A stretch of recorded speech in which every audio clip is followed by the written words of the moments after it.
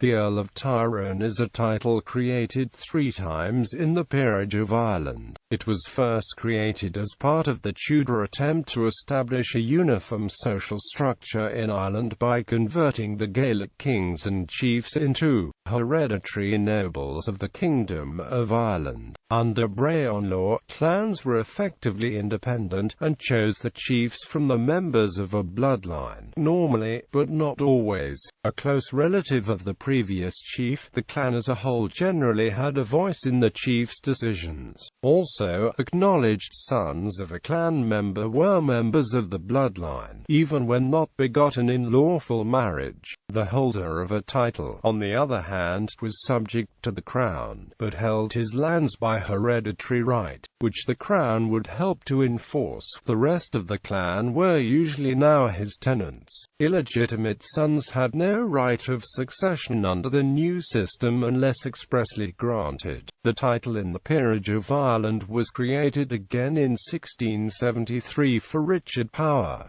6th Baron Power, the Anglo-Norman peer and Restoration politician, along with a large grant of land in County Waterford, at the other end of Ireland. He was also given the subordinate title of Viscount Decisions. Both titles became extinct upon the death of his younger son, the 3rd Earl. In 1704, he left an only daughter, Lady Catherine Power, but both titles descended by patent to male heirs only. It was created a final time in 1746 for Marcus Beresford, 1st Viscount Tyrone, son-in-law of the last Power Earl. His son was created Marquess of Waterford in 1789, and the title has since been a subsidiary title of the Waterford title. Earls of Tyrone. First creation. The king, a chief of the O'Neills of Tyrone, Conbac ach O'Neill, went to Greenwich and submitted to Henry VIII of England and of Ireland in 1542. He renounced his chieftainship, the style of the O'Neill, and his independence. In exchange, he was created Earl of Tyrone, which was by the charter to descend to his illegitimate son Matthew Fedora O'Neill, who was also created Baron of Dungannon, which was always to be held by the heir to the earldom. This was a substantive title, which gave Fedora a seat in the Irish House of Lords, not a courtesy title. This adaptive process, known as surrender and regrant, was taken up by other Irish clan chiefs. This passed over Con's legitimate sons. The eldest, Shane O'Neill, was only about 12 at the time. When he grew up, Shane claimed to be the O'Neill, and there was civil strife among the Senil O'Hine. Shane was victorious. Fedora was killed. Con was driven out of Tyrone, and died in the Irish Pale, the area of Ireland directly governed by the English. In English law, Fedora's eldest son, Brian O'Neill, then succeeded to the earldom. In practice he continued to be called Lord Dungannon. Queen Elizabeth I, newly come to the throne, proposed to recognize Shane as Earl, since he actually ruled Tyrone and was the eldest legitimate son, but the negotiations collapsed. Brian was killed in 1562, while still young and unmarried, by his cousin Turlough O'Neill, the tannist of his uncle Shane. Shane died in 1568, whereupon the English generally supported Brian's younger brother Hugh O'Neill against Turlough, who, as effective leader of the clan, was perceived to be the greater threat to English control of Ireland. In 1585, Hugh was recognized as Earl of Tyrone. In 1593, Turlough surrendered to him the position of the O'Neill. Hugh O'Neill's career as unquestioned leader of the O'Neills became a series of quarrels with the English government. Like many great feudal lords, he rebelled in the 9 Years' War, was proclaimed a traitor, and ultimately submitted to the crown at the Treaty of Mellifont in 1603. Despite the Anglo-Spanish Peace Treaty of 1604, in 1607 O'Neill, his brother-in-law the Earl of Tyrone, and several of the followers fled to Europe, expecting the Spanish to invade Ireland with an army. He was attainted the year after this flight of the Earls, and the attainder was confirmed by the Parliament of Ireland in 1614, at which point the earldom became forfeit under the common law. Notwithstanding this attaintment, Earl Hugh, followed by his sons, continued to claim to be Earl of Tyrone, until the last legitimate son died unmarried, sometime between 1641 and 1660. At this point the Irish title became extinct, as well as forfeit, but the descendants of Earl Hugh's illegitimate brothers acted as the O'Neill, and called themselves Earl of Tyrone by Spanish grant. For the rest of the century, heirs who did not live to succeed are indented. Con O'Neill, 1st Earl of Tyrone; Matthew O'Neill, 1st Baron Dungannon; Brian O'Neill, 2nd Earl of Tyrone, 2nd Baron Dungannon; Hugh O'Neill, 3rd Baron Dungannon, 2nd or 3rd Earl of Tyrone. Attainted 1608, attainder confirmed by Irish Parliament 1614. Hugh O'Neill, Baron Dungannon, attainted 1608. Baron Dungannon. The barony of Dungannon, created for Matthew Fedora O'Neill, was limited by the terms of the patent to his descendants who were heirs apparent to the earldom of Tyrone. This provision would have meant that it acted like a courtesy title. When an Earl of Tyrone had an eldest son, or an eldest grandson by a deceased eldest son, that heir would be Baron Dungannon. When there was no heir apparent, the barony of Dungannon lapsed until there was. So when Matthew died, his son Brian became Baron Dungannon. However, when Conbacach died the next year, Brian was not recognized as Earl of Tyrone, but continued to be called Baron Dungannon until he was killed by Turlo Llewellyn O'Neill, Shane the Proud's Tanist. His younger brother Hugh O'Neill was called Baron of Dungannon until 1585, when he received a charter confirming him as Earl of Tyrone. The same charter confirmed his son Hugh, the eldest son of his second wife, as Baron Dungannon. Earl Hugh's first marriage was invalid, and his children by the marriage illegitimate.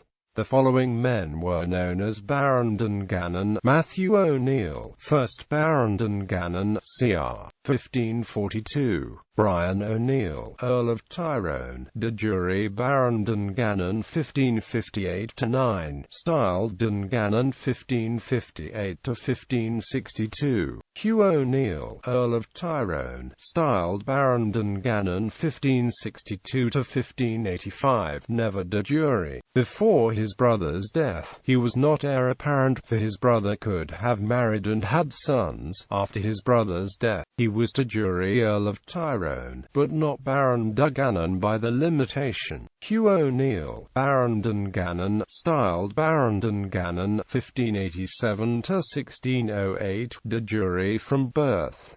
Title forfeit 1608. Since the younger Hugh O'Neill was attainted with father in 1608, the title is forfeit, and is now extinct. Young Hugh went to Rome with his father, and died there in the summer of 1609. Exiles. Earl Hugh and his family continued to lead the O'Neills of Tyrone from abroad. They also had the title of Earl of Tyrone recognized in Spain in the form of Conde de Tyrone, though no longer recognized in England. It was granted by Spanish kings to a line of O'Neills in rightful succession to the of the 17th century.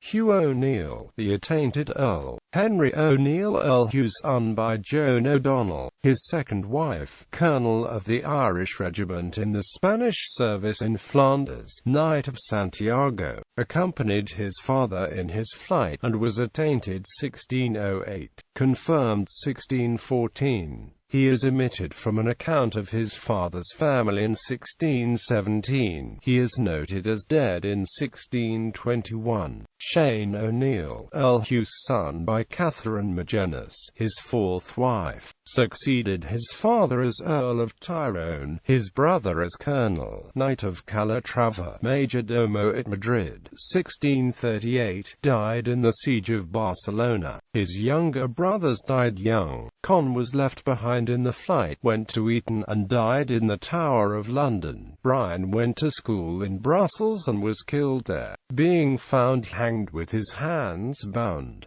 Hugo Eugenio O'Neill, his son, was legitimated at Shane's death by Philip IV of Spain but died young. Shane's will provided that Hugo Eugenio be taught Irish, so he could be an effective leader of the O'Neills. It also provided an elaborate system of succession if Hugo Eugenio died childless, as did happen. Con O'Neill, son of Cormac O'Neill, the younger brother of Earl Hugh who died in the Tower of London, was named as second heir in Shane O'Neill's will. If Hugo Eugenio died childless, by the law of the Kingdom of Ireland, he would be the last heir to the earldom, if restored. Since he died before Hugo Eugenio, he does not appear to have called himself Earl, but Owen Roe O'Neill, Earl Hugh's half-nephew and a general in the War of the Three Kingdoms, acknowledged that all the immediate right to the earldom of Tyrone belongs to Don Constantino, who is in Spain, and that while he lived, Owen Roe himself could claim nothing. By 1660, therefore, the earldom of Tyrone was extinct as well as forfeit. Nonetheless, the last collateral O'Neill descendants of Matthew Fedarca O'Neill continued to use the title in Spain until 1692. Hugh Dove O'Neill, nephew of Owen Roe O'Neill and grandnephew of Earl Hugh, and commander under his uncle in Ireland, where he held Limerick against Henry Ireton during a long siege, petitioned Charles II in October 1660, after the English Restoration, to be restored to the earldom of Tyrone. Hugh O'Neill, grandson of Owen Roe O'Neill by his son Henry Roe O'Neill, Knight of Calatrava, 1667. Owen O'Neill, grandnephew of Owen Roe O'Neill, whose younger brother Con had a son Brian, father of this Owen, educated at Rome, executor of a will 1679, died after 1689.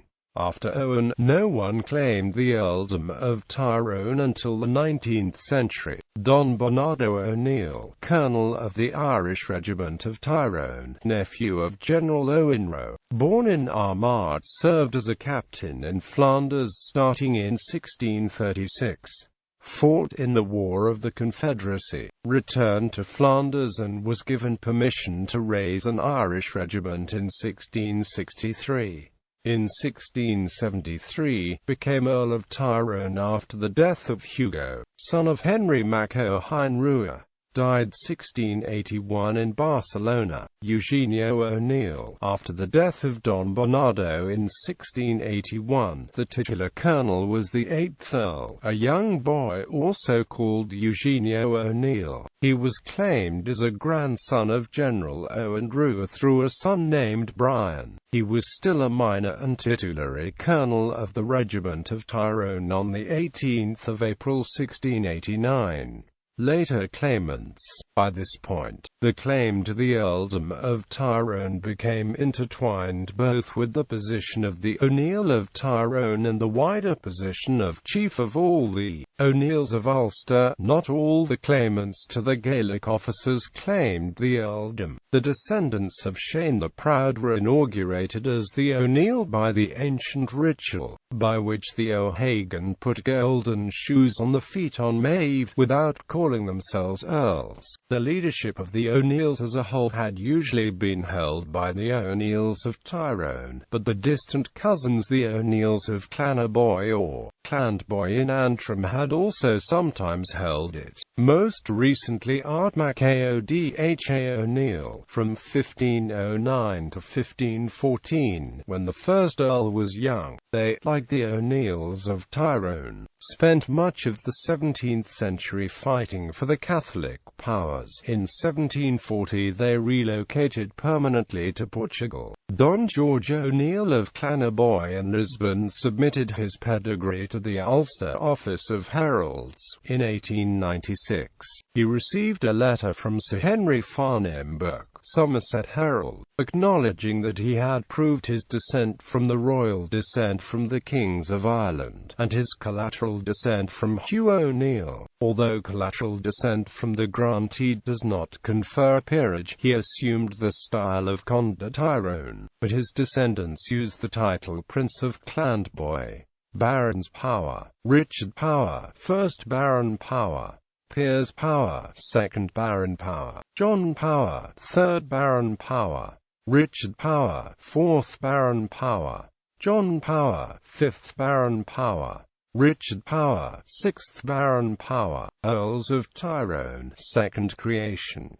With subsidiaries Viscount Decies and Baron Power. Richard Power, 1st Earl of Tyrone; John Power, 2nd Earl of Tyrone; James Power, 3rd Earl of Tyrone. Heirs to the barony of Power but for the attainder: John Power, Mayor of Limerick; Henry Power; John Power; William Power; James Power; Edmund Power; William Power; Edmund Power; John William Power, MP for Dungarvan and County Waterford; Edmund James de Lipoet, MP and High Sheriff of Waterford; John William Riveron de Lipoet, Lord Lieutenant of Waterford; Edmund Robert Arnold de Lipoa; Anthony Edmund Riveron de Lipoa. Earls of Tyrone, 3rd creation. Marcus Beresford, 1st Earl of Tyrone, married 1717. Catherine, daughter of James Power, 3rd Earl of Tyrone, above, created Viscount Tyrone 1720. Earl of Tyrone 1746.